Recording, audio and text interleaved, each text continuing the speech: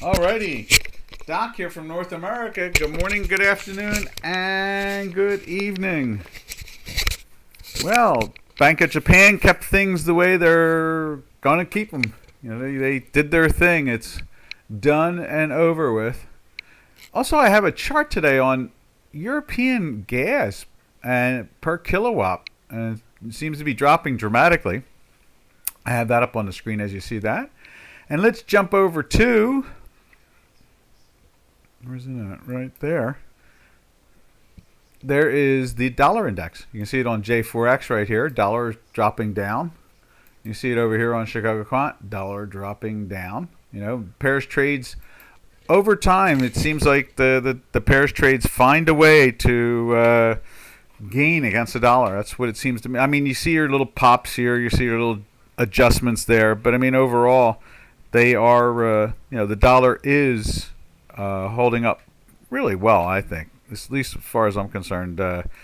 Not crashing, just kind of drifting back down to the mean, the mathematical mean itself.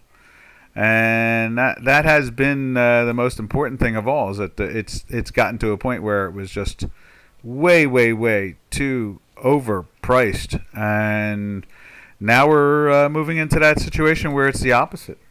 Ooh, let's get the chat line going. See what's going on there. And the answer to that is nothing. It's quiet. All right. And so there's the dollar index. And there is the dollar index on Chicago Quant. You can see long weekly sell been going on for a while now. And over on J4X, you see that same thing. We'll throw it into the weekly real quick. And as it calculates, there we go. You can see that long drive down. And then, when we look at the dollar index, or both, this is the DXY on J4X, and this is the CME dollar index on our Chicago Quant. So it gives you a good flavor of, the way, the consistency, the world is agreeing. You see the price action says, the dollar is overpriced. Let's move away from it. And then, as I was saying, let's see if we can show it to you again here. There is this is it's called Euro Asia gas futures prices from 21 to 23. And you see it's down here, buried down in this low area here, and then you can see it's topped out, I guess, in October, and has been sliding ever since, which is nice. And it seems like it's doing that, and we follow it through that Spanish energy company.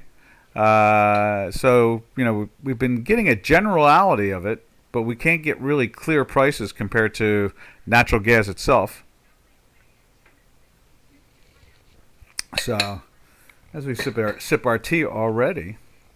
All right, let's take a look at the euro this morning. And if anybody would like to see anything at all, just shout it out.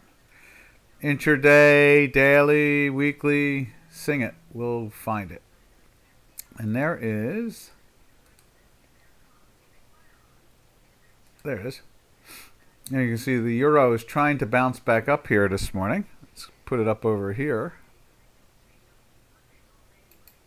See, it's trying to bounce back up after pushing into the sell yesterday. Let's put the little red line in there. And I imagine, just you can see it. We're getting a green and a red. We're getting a little volatility. We keep on thinking it's going to go up and away. Yo, Robin. Yo. Good morning, good afternoon, and good evening. We're going to throw the euro up on the screen here. Right.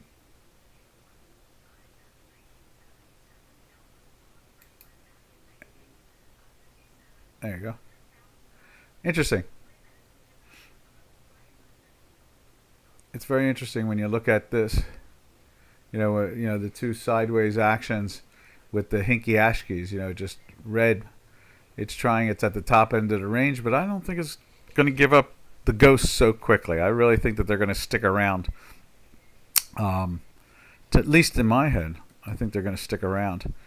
Let's see, got another chart there too. I'm seeing European gas futures prices in March of 23. They're projecting it, I guess, March of 23. That's 2 months from now. Let me just show you what I'm looking at here. I'm still reading this article right there. Right there. This is a different chart. This is the 11-day centered average. So it seems like everything is dropping cost-wise. You know, it's dramatically dropped back down again. So this is good. Good to see that. All right, I'm done playing with that for the moment. We can go back to it when we go through the energy situation. And as you can see there, that's the same thing as we're seeing there with the euro kind of bouncing around.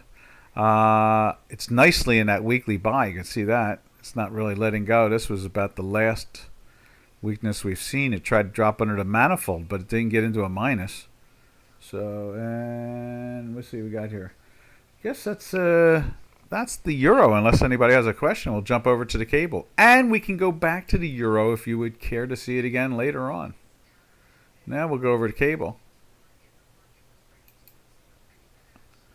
Let's see, right there.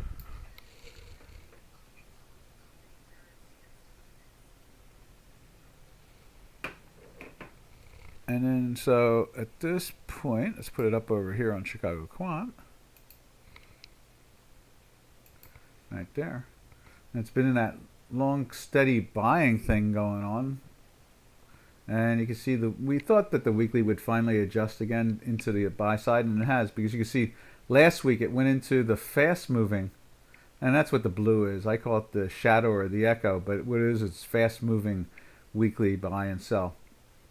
And so a lot of times it gets into the sell a week ahead of time, and it gets into a buy ahead of time. Over time, we will adjust that. But at this point, we're still exploring it, watching it. We've been watching it almost 2 years. It's like a year and a half we've been staring at it. And we're just going to keep on observing it. I don't change very quickly. Let's put it this way, though. When I see the blue dashed line or little dotted line try to get through the weekly before the green, one thing is for sure in the back of my head. If I'm in a daily buy, I am not holding on to any particular short at all, not even in the option universe. It tells me that there is strength coming in. It moves fast and it knows good. Over here on cable, you can see the same situation. It's hesitating up in here, and finally we are starting. Let's go like this. And finally we are starting to reach these highs. That's what we talked about yesterday, and we talked about it on Friday. I think we talked about it on Monday too. You know, we've been talking about this. We want to see this challenged. We want to see this taken out. This way it's catching up with the euro itself and the rest of the currencies in the world. All right. And then we shift our way over to the Swiss. Swiss. Oh, let's just double check the weekly on this too, just to see how it's acting. But I'm sure it's a second week in a green, if not more. Yep. Doing the same gig. Same gig. It's lifting up as ours is lifting up. Same game. All right. Now let's go over to the Swiss.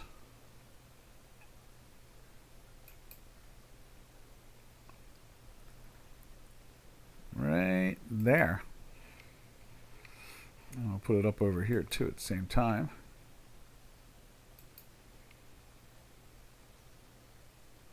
Right there.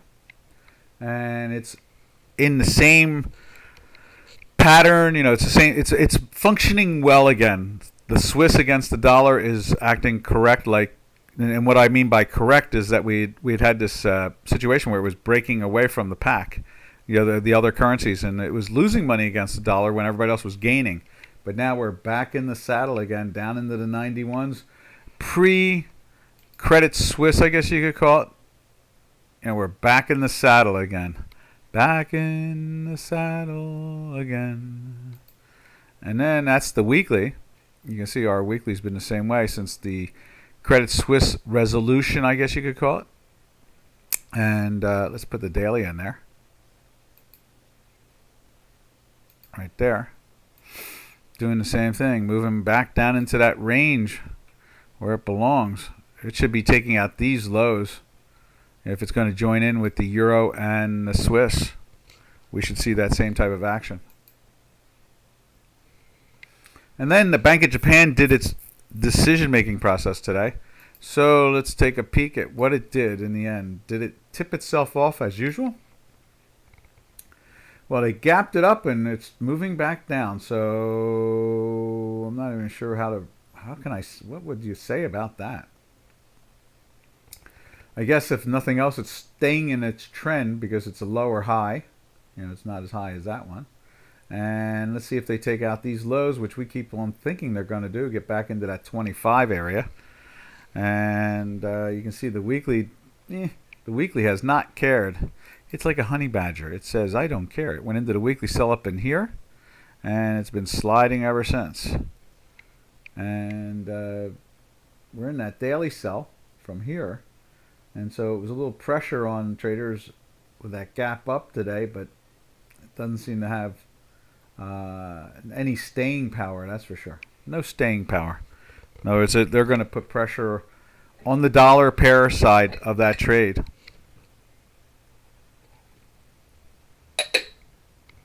Another sip of the old tea. And then we, where do we go from there? Let's go over to the Turkish lira. See what the Turkish lira is up to. Right there. Holding firm. They did push it into the sell yesterday. Interesting. Let's widen that out a little bit, like so. And let me move that mouse over to there, like so. There we are. And so you can see here, but it's right back into it. And at the same time, this thing has been in that weekly buy now since mid-October. Yeah, mid-October it's been in that buy. So in the 18 area, is that 18? Yeah, 18. They threw a couple of wild days into the high 16s, mid 16s, and low 17s. But it's been in a weekly buy since then. So it's just been inching its way up. You can see it in the daily buy here for a bunch of days, and then now we're pushed into the sell again, and then right back into the buy if they close them here tonight. We'll put that little line right there like that. There we go. And you can see it's above in the time manifold, so there's no real damage going on the product. And let's put it up over on Chicago Quant. Or no, I'm sorry, J4X. J4X, right there. There we go. This is the daily. You can see it. We expect to see it find its way down into this 25 again. We think that that's kind of like whatever concern there was between the Swiss and the dollars pair trade and the yen and the dollars pair trade seems to have evaporated. It's gone away like a puff of smoke. And it seems like they're getting back to where the rest of the norm is, and that's what quantitative easing is all about. The idea is stability. Stability. I saw, out in Davos is going on right now, and it's turned into like a political joke at this point, Davos. But I saw the head of Citibank, and I talk about Citibank here like I talk about Deutsche Bank, And they're interviewing them, and I think the first thing I would say to a director or co-chair or chair or COO or chief financial officer is, when is your stock going to finally start to move again? When is your company, are you in still as bad a shape as you were in 2008? Because your stock hasn't really budged any, and I would love to hear them say what was going on in their heads, I mean, the stock is down 90 some odd % from its all-time highs, whereas all these other banks and so forth have the ones that were half healthy and survived, not because of quantitative easing per se, but they actually didn't do stupid things. They are back and made new all-time highs. At the beginning of last year, at the end of 2021, things like that. And I would love to hear somebody from Citibank say, why they're deep down in the hole. And instead the interviewer just said nice things about them. It's like, the company looks bankrupt to me, but that's just me and the price of its stock. So it's the price of the stock that makes me think it's basically bankrupt. All right. From there, we jump over to... Oh, we don't have the Turkish lira in there. Let's get the Turkish lira in there. But I saw that this morning, and I thought, when is the media going to do some real honest investigation to some of this stuff? Now, there it is right there. You can see it's green just like it is right here, trying to lift back up again. When will they be honest and talk about real markets, not pretend markets? And it was disappointment because the person interviewing the two different department heads at different times on Citibank never asked a tough question whatsoever. It seems very disingenuous. All right, from there we go to the Canadian dollar and the South African rand. Right there is the Canadian dollar, CAD, and it's been moving down in trend. And when it's moving down in trend, usually oil is moving up in trend. Right there. And as you can see, there's the opposite side of it. So oil's been going up in value, and Canadian has been going down in value. We've been in a daily buy in oil now since the beginning of last week. Was it the 9th? Yeah, the 9th. And you can see we've been in a weekly buy just barely for the last week, and that's it. Just started last week, and you can see the strength is still trying to kick out from the 3-day or the U.S. holiday. And that is the action in the oil market relative to the Canadian dollar versus the U.S. dollar right there. It's been moving down. It did slide into a buy there for a couple of days, and now it's trying to push itself into the sell today. And it wasn't that high a move. In other words, they're just signs of profit taking more than anything else. So I guess what we'll do is go like this. And this one should, I guess what we should do is get rid of that altogether. I should have moved that over and changed the color. And then we'll put that in right there. Maybe we'll widen that out a little bit too so you can see it a little bit better. Really has gotten tight. Our math can get really, really tight.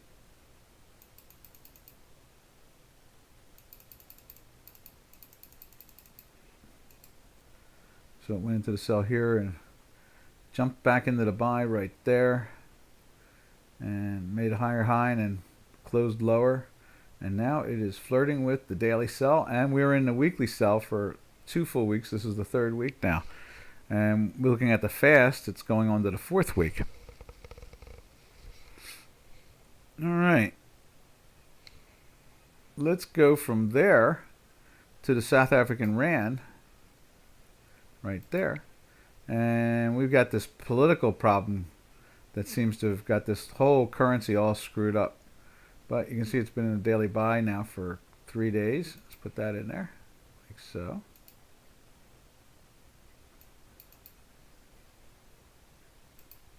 There's the daily buy. It's been in a weekly sell for a bunch of weeks here.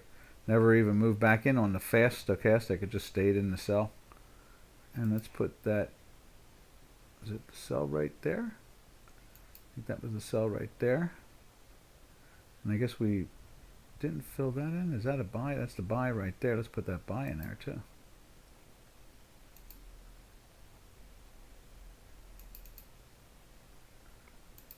There we go. There's more than just gold reflective in this particular currency at this point. It's kind of like stand it aside until they resolve it, or is it going to be that way until the end of the presidency, which I don't know how long goes on for, another 4 years or 3 years or 5 years, I don't know. But one thing is for sure, and that is that gold is staying firm and moving up on that trend. And the South African rand has been working its way down, but should have been. This is where the noise occurred right there, when they found the $500,000 in his sofa in his office. What a strange thing. But so it's been really trapped. This should have been, if that had not happened, this currency would probably be, instead of trading in 16, it would probably be trading at 1490 something. It would probably have been in the 1480s, something like that. But with the politics being tangled up inside this, we're seeing the trend, but we're not seeing the price action. Because I'm sure that money is not happy about, moving back into the country there. All right. Now, that concludes the two currencies we normally try to compare to two different commodities. The gold and that. And then we'll finish it off with the Mexican peso. Right there. And peso keeps on dropping. It's going to be very interesting. I think tomorrow is the debt ceiling ending in the United States. In other words, they need to raise money.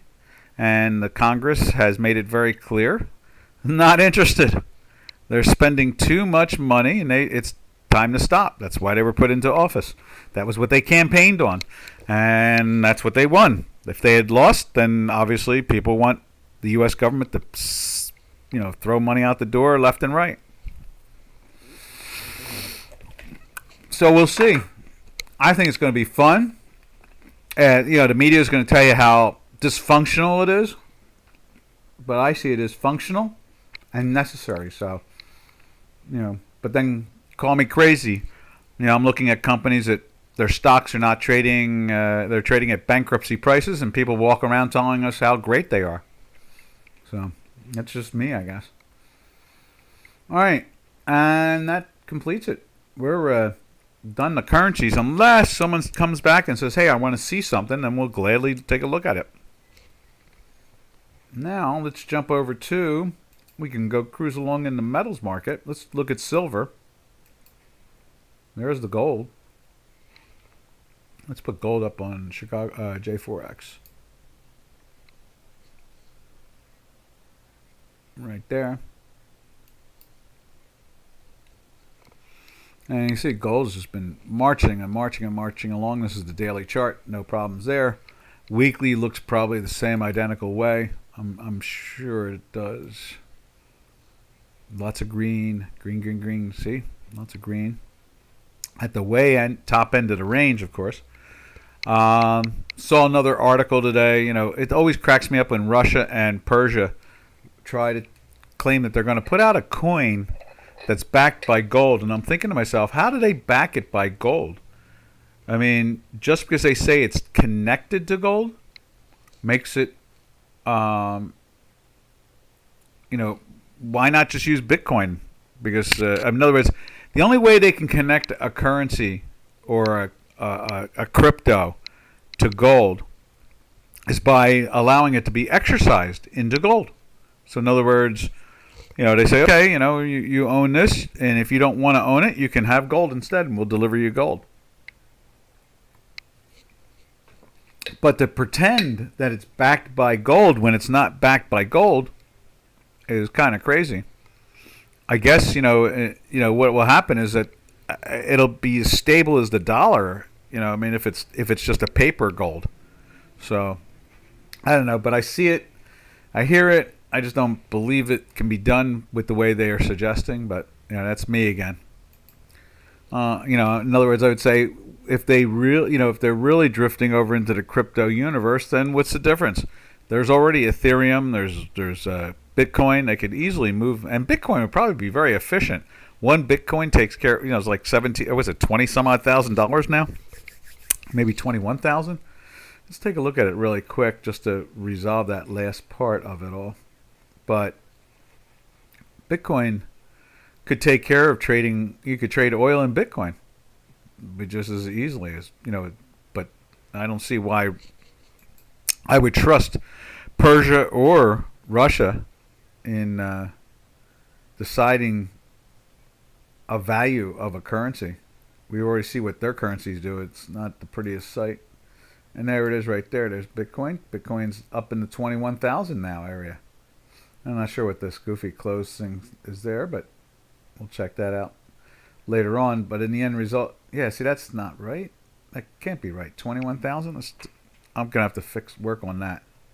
Let me just see if we can refresh that, if nothing else, because I haven't seen that before. Where did that come from?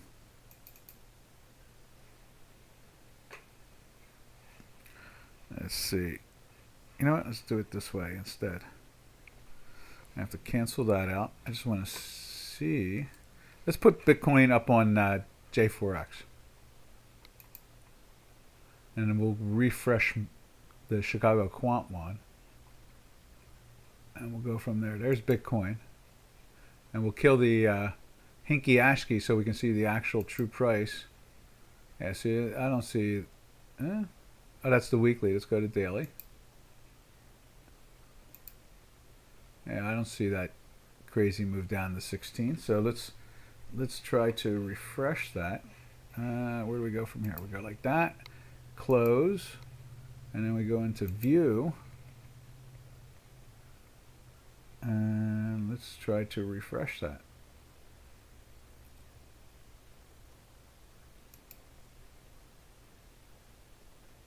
Nothing there. We're going to have to pull that out of there, that's for sure. Let's try one more thing, and then I'll surrender. But yeah, I don't understand why they would need to create a new... I could see, an independent of some form, independent crypto organization creating an oil coin. That, matter of fact, it would make sense, like Saudi Arabia or one of the big oil producers, to create an oil coin. That would make sense, and then they could transact it in oil coins. But they don't seem to be gravitating towards that. So I don't see how they're willing to give up. That's what it really comes down to, is that they're not willing to give up the control that they have over the currencies, over the oil market itself. So why would a gold crypto be willing to do the same thing? I don't see it. But it's in the news. It's what they talk about. It's posted. So what the hey? I'll mention it. But I don't get it. It's, to me, it's like, use the existing ones, the ones that already work. All right. So now let's fix that.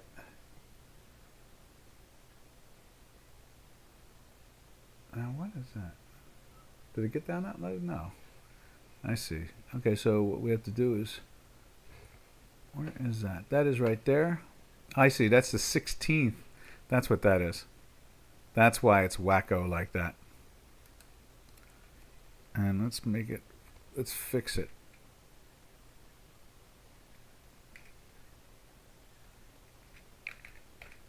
There we are. No, that didn't do it. Let's try it one more time. See if that did it. I think that did it. That'll fix it and not make it look so crazy. And then we'll do a refresh. There we go. And this will straighten out the Bitcoin.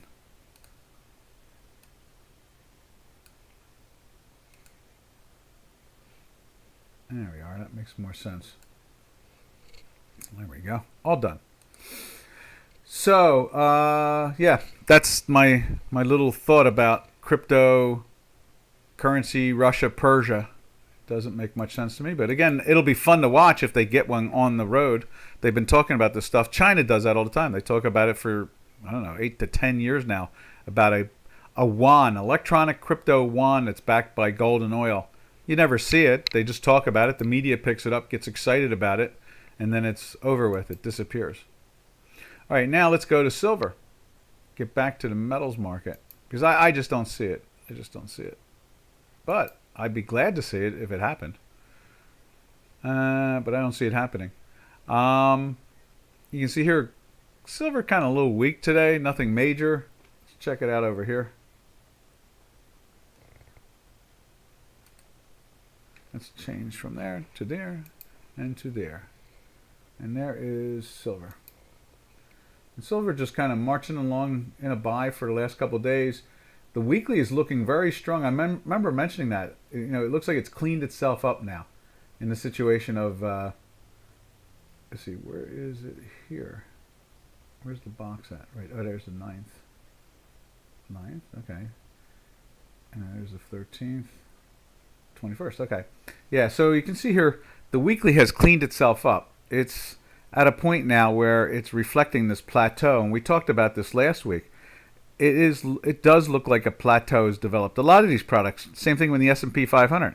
They have that look like there's a plateau developing, a basing plateau. And so in other words, the next move is probably more on the upside. And then let's take a look at copper. I mean, copper's looking very firm too, very solid. It's been just climbing. They're really reaching for that. Trade copper when you want to be long. Like China or something like that. Everybody's excited about China. I've heard a few people say they don't see it, but either do I. Now, I remember yesterday I was talking about Ed Yardeni. I couldn't remember his name. He's been very accurate for a very, very, very long time. Ed Yardeni. Let me see. Ed Yardeni. I think he was with Raymond James at one time. He has his own operation now. He has a research company. But for years, I could have sworn he was with Raymond James. Very sharp guy. He's been very accurate for a very long time. I find him Oak Associates 2004 Prudential, and it was not. And he was chief. He's chief investment strategist at Deutsche Bank. And that's not exactly. For 6 years, back in '99. I could have sworn he was at. I remember when he was at C.J. Lawrence. They were a very good organization, C.J. Lawrence, and he's been very accurate for a very, very long time. Yardeni, and now he has his own a company, and he was saying the same thing. He doesn't see growth in China at all, and doesn't think China can pull us out. Pull the world economy out of its doldrum. It's only going to be America that can do it.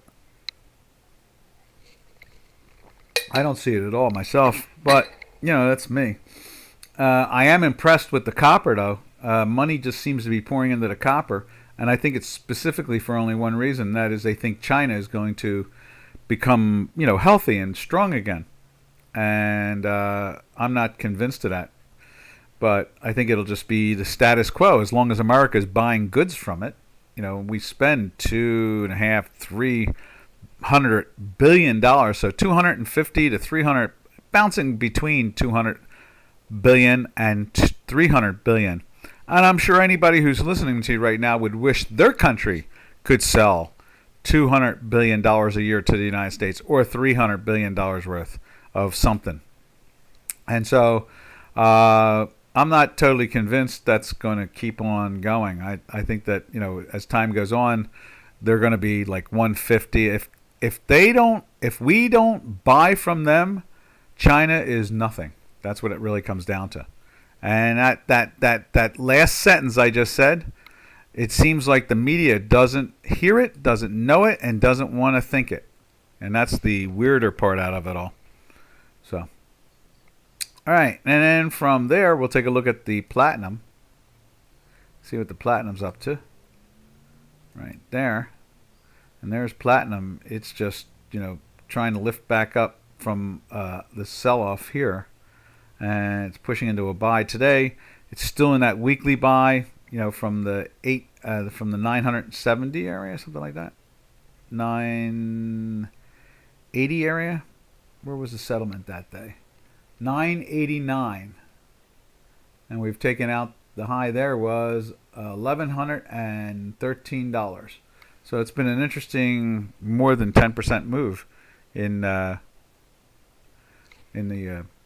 platinum market itself. Now we'll drift over from there we drift over to the energy sector. And we've been pointing out those charts in the natural gas situation.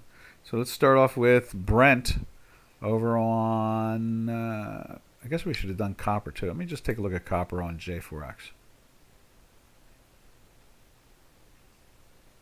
Right.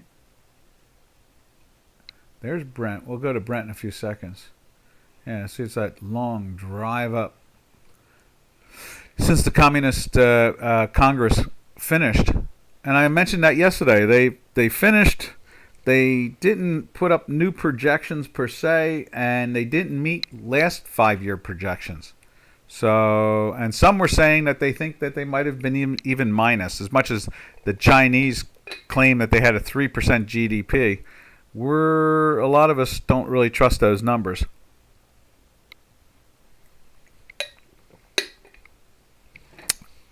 All right, the end of my tea. It's all gone now. Now let's jump over to the Brent. See what Brent looks like. Probably in the 86 area now, I'd imagine. Close to 87. That's 87. 87.29s are offered. 24s are bid for. 30s are offered. 25s are bid for. 24s are bid for. 27s are offered. 20s bid for. Nice market.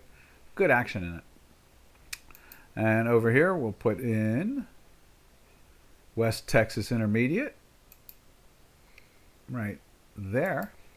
As we've seen before, it's trading at the highs at 81.69. Today's high is, what is the high?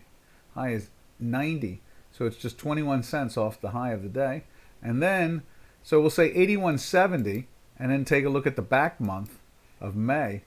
And it's trading at 48 cents above. So it's lost some premium there. Also, at the same time, I think this contract, the February contract, expires tomorrow. So it's probably a combination. I think this will be the last day of sending a chart out on it. And we'll switch over to what's that, February. So we'll go to the March contract. All right. So from there, let's move into the nat gas. See what the natural gas looks like. Nat gas is buried down there at the bottom, as you can see on this chart that and let's put the U.S. nat gas on that right there. Is that natural gas? That's natural gas. Yeah. It's 3.4. What are we looking at here? We're looking at the March contract at 3.1. There it is. Now it's fixed. So that is the natural gas. Now it's fixed itself. And at the same time, let's take a look at what we were looking at here. And that is European natural gas. This chart we came up with today, which is kind of neat. It was just published, so I grabbed it. I thought it was very interesting. And you can see how much it's come down since October. And there is that October? I think that's October. That's December. So we go back a little bit further. There is October. Natural gas right there. That's November. There's October. That's November. There's October. Okay, there we go. So that's August. That is September. And what is that? That is September again. And then this is October. And so we've seen this thing peak out. You can see it over here. There, it's the same period, like right there in September. It peaked out same way as it did here. And it's been driving itself down. And it's interesting to see where it's at there in the kilowatt per cost of kilowatt. And then we'll just jump back over to here.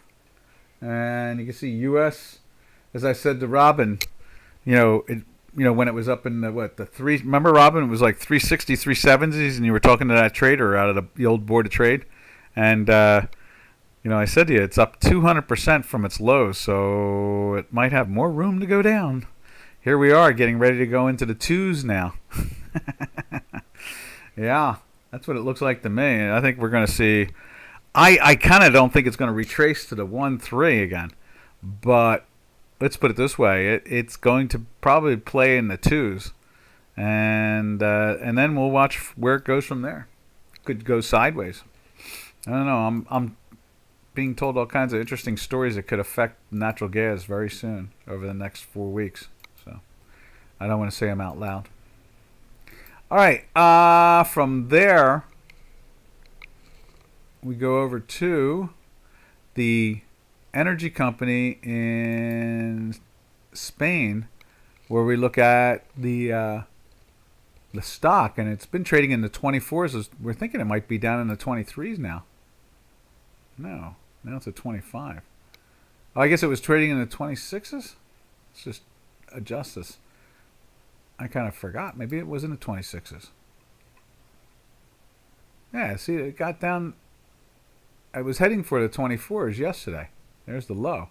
Today it's trading lower than where it's settled, but it hasn't taken out the low. It's becoming an inside day.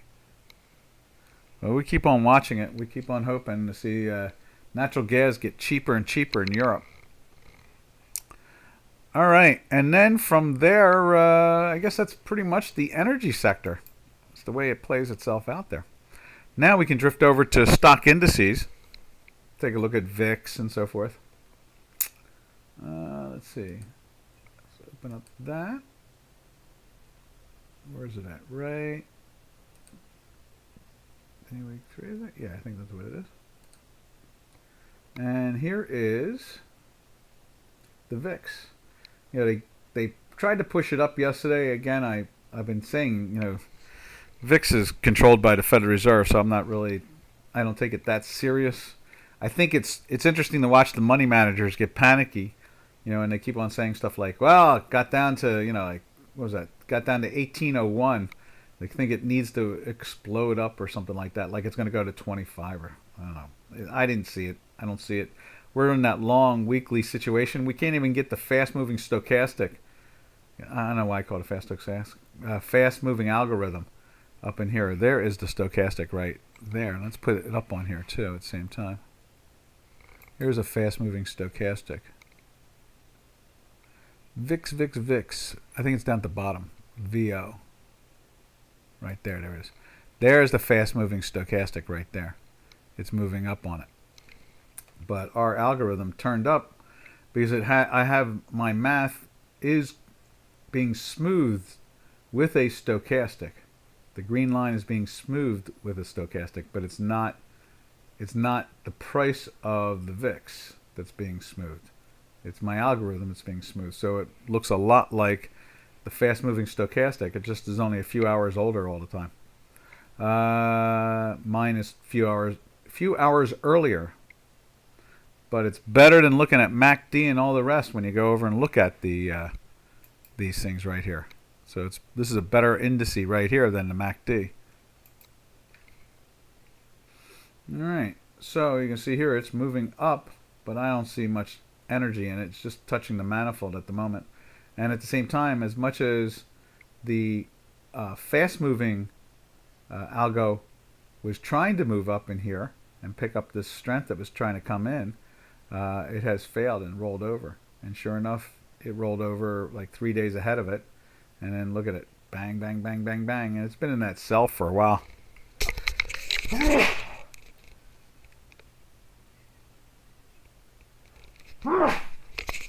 There we go.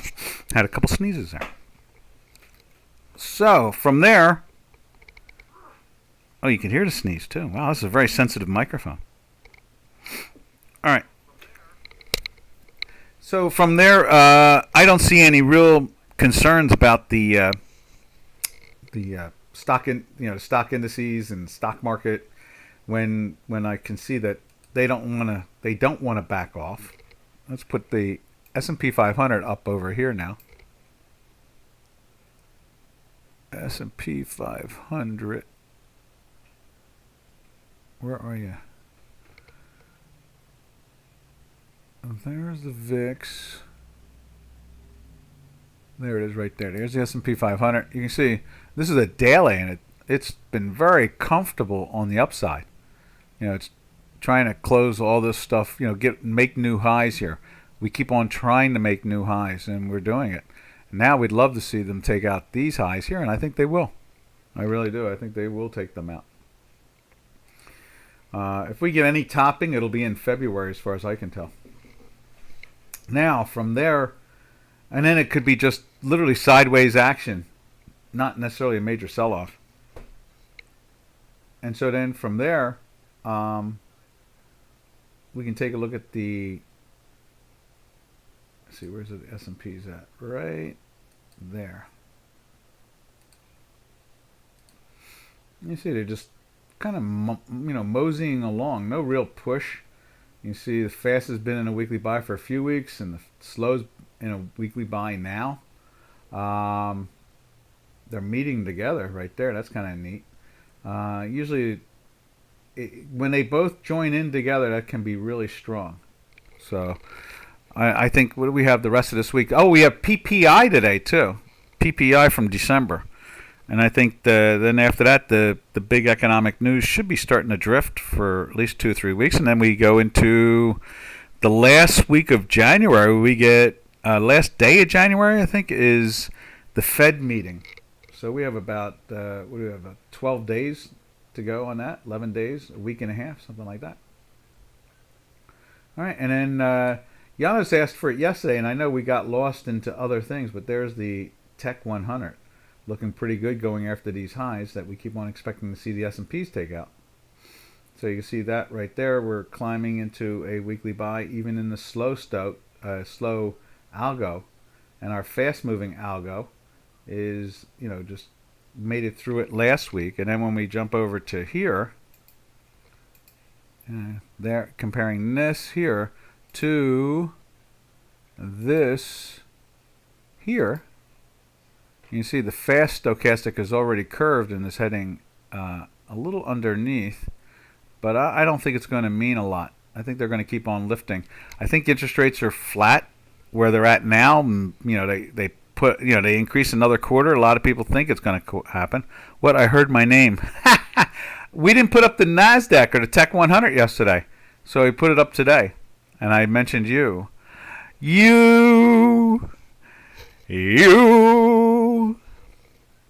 And so, yeah, there it is, the Tech 100. I think they're going to climb higher. I think when you look at, let's see, that they range flat yesterday. Yeah, it was plus or flat most of the day when the Dow was down, like because of Citibank and Travelers. And S&Ps fell down a little bit towards the end. Yeah, well, there's not much of a reason for it to be high to volatility at this point. Because the markets, when volatility is low, it's a bullish sign for stocks. So just because it reaches a range doesn't necessarily mean it's got anything to do with it. Remember when we did that one webinar about 2 weeks ago where I said that, the Federal Reserve, the central banks can print volatility, but they can't print gold. Oh no, wait, but they can print gold too. They can't. Was something I said they can't print. But it's not volatility. They control volatility. They control gold. But they can't. Oh, that's what it was. They can't print cryptos. That's what I said. They can print volatility, but they can't print crypto. I think I said that. So to me, if it goes to 16 or 15, it would not surprise me. It would not. Money's going to. When I say money.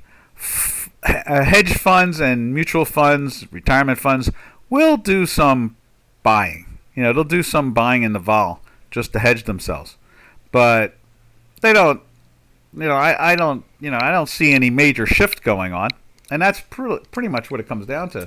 There is no major shift going on, so there's no real. I don't use it as I don't trust it as an indicator overall.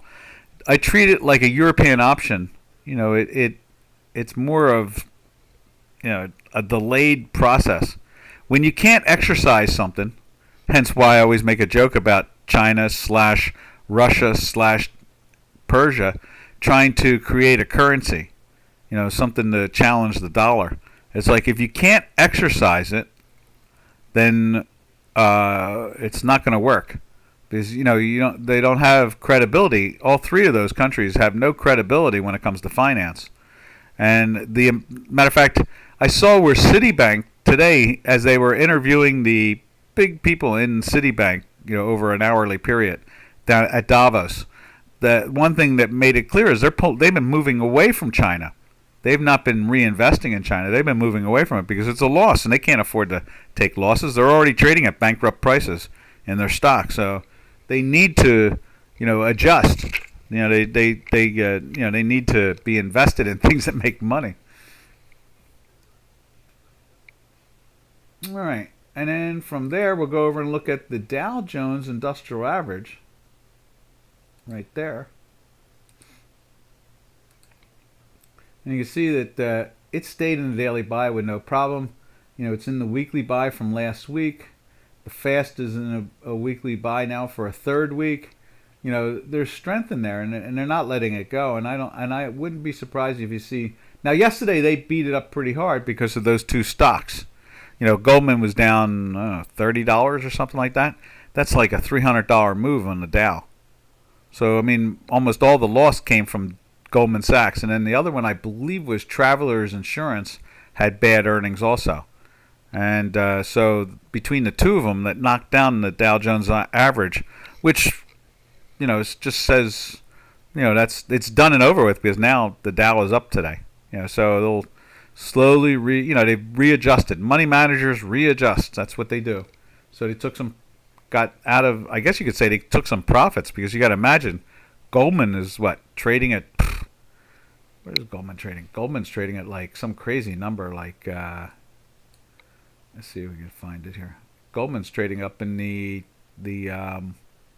300 and change area. I follow it every day on my chart. Let's see. Let's see if we can put it up there. Let's do this. Let me do this. Let me close this, and I'll just show you. Close. Yes. And then I think Goldman's in here somewhere. But, Goldman is like a $360 stock coming in yesterday. $370 stock, closed in the 350s or 40s or something like that. It's not that big a move. They are cutting back on employees, but that's besides the point. Let's see, where's it at? I think it's right here.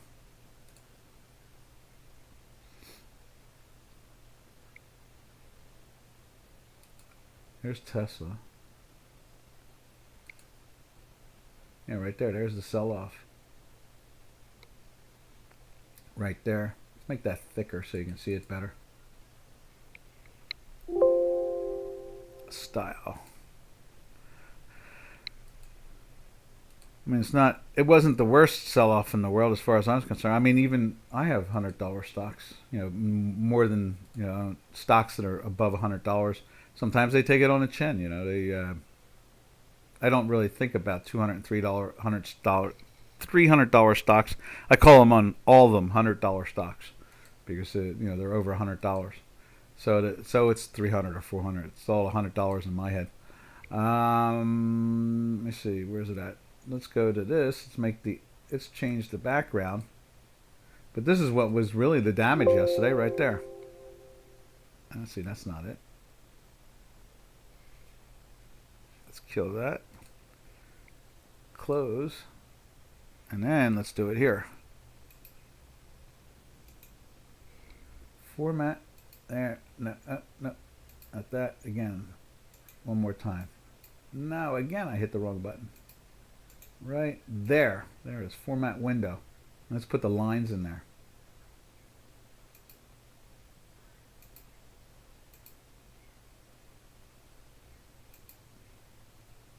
Where's it at?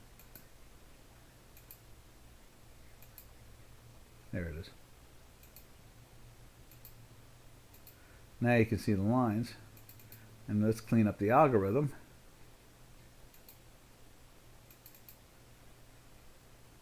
Make these things thicker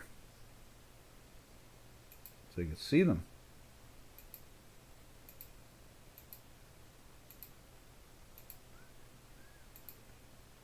There we are. And even then it took a lot of work to get it into a sell with that big a sell-off. And so today, more than likely it'll be up a little bit. Last I saw it was up $0.50 or something like that. So they've adjusted now. They're not going to, it's not going to be another sell-off of like $40, $50 again, or $35. And let's see, I think it's still in the weekly buy for two, even with that sell-off yesterday. It's still in the weekly buy. It climbed in the weekly buy last week. And it's been in a daily buy, from here. So it fell down to a little higher than where it closed in a daily buy. I think at one point it was in some crazy. This one was really nuts. It was like weekly buy for 15 days. So anyway, I don't see the pressure on the stock markets overall. All right, let's save that. Like that, and like that. And I guess that's enough fun for one day. So this is Doc. We'll catch you tomorrow. It's Thursday already. I love that. We have, like I said, we have PPI coming out in about 2.5, 3 minutes. So that's Producer Price Index. So that'll correlate to inflation a little bit. People will be probably looking for a minus there. All right. This is Doc from North America. We will catch you all tomorrow at same time, same channel. So happy trails to you. Until we meet again. That'll be tomorrow. Happy trails to you. To all our trading friends. All right, later, traders.